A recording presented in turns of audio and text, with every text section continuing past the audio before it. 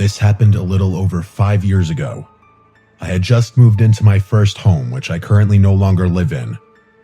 At the time, I was coming off a long stretch in a cramped downtown apartment in Spokane. Convenient location, sure, but I'd grown tired of the constant traffic noise, the crowded sidewalks, and the feeling that I could hear my neighbors breathing through the walls. I wasn't a kid anymore, and I was ready for something quieter. The place I ended up renting was a small one-story home on the outskirts of some rural town, tucked behind a stretch of pine trees with a narrow gravel driveway.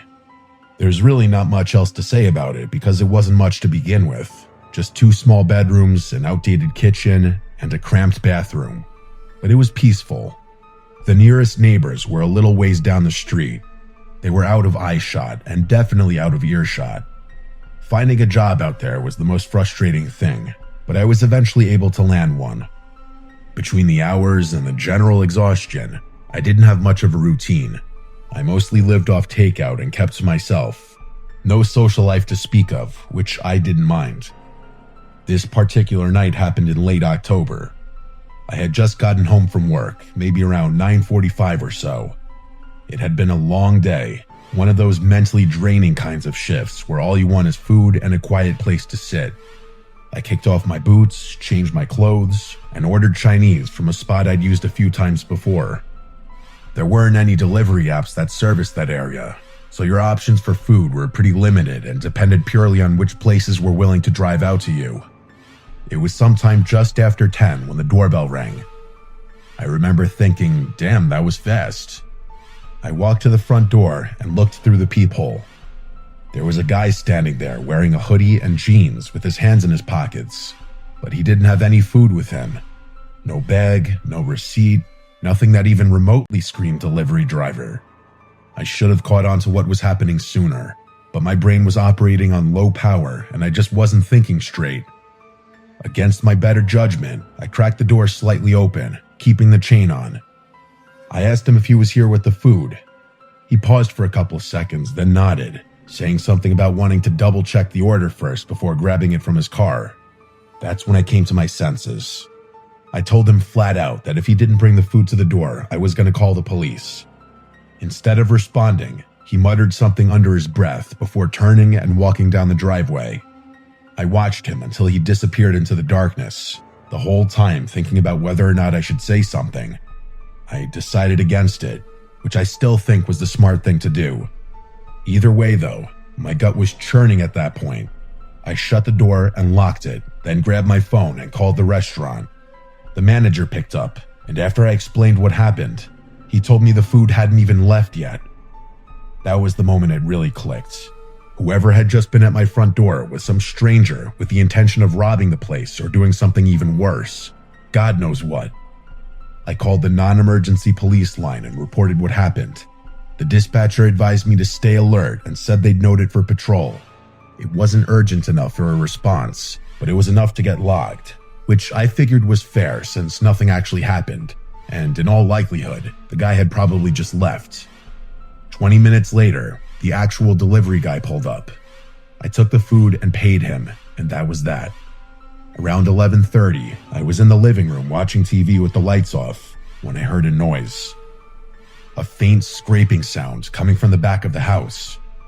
I muted the TV and froze, trying to be as quiet as possible.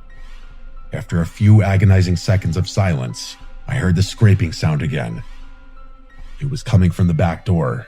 I was absolutely sure of it. I stared dead straight at the back of the door, and to my horror, the doorknob slightly jiggled a few times. Someone was testing it. Without another thought, I quietly called 911 and told them what was happening. I grabbed a kitchen knife and locked myself in my room, still trying to be as quiet as possible. After a good 15 minutes, an officer finally announced himself at my front door, and I rushed to let him in. The police did a search of my property and the surrounding area. No one was in sight. Despite that, one of them pointed out something near the back door. Fresh pry marks. It looked like someone had tried to wedge something under the lock, probably a flathead or a pocket tool. I gave them my statement and connected it to what had happened earlier. They said patrols would be increased temporarily, but other than that, there was nothing they could do. As much as that answer dissatisfied me, I had no choice but to accept it and move on.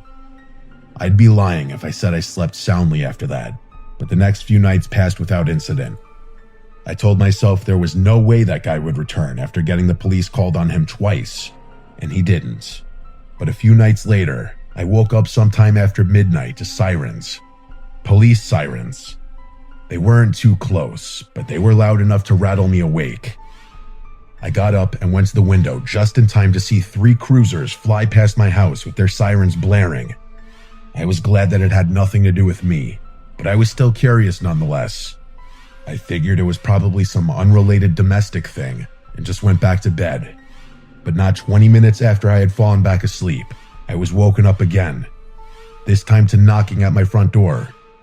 I groggily got out of bed, walked over to the door, and checked the peephole. There were 2 uniformed officers standing on the porch. When I opened up, one of them asked if I recognized someone they just detained a few streets over. He held up his phone and showed me a photo. It was him. It was that guy from a few nights earlier, the one who had tried to break into my house. I emphatically confirmed it with audible shock in my voice. Apparently, he'd just been caught trying to break into someone else's house nearby. They had him in custody and figured there was a chance there was a tie to the call I had made earlier in the week. The officers told me I wouldn't have to worry about him anymore, and I thanked them. That was the last I ever heard about it. They never followed up with me, and I never inquired. I was just happy to move on with my life and basically forget about the whole thing. I actually ended up moving out of that house shortly after that, mostly because I was going crazy living in isolation.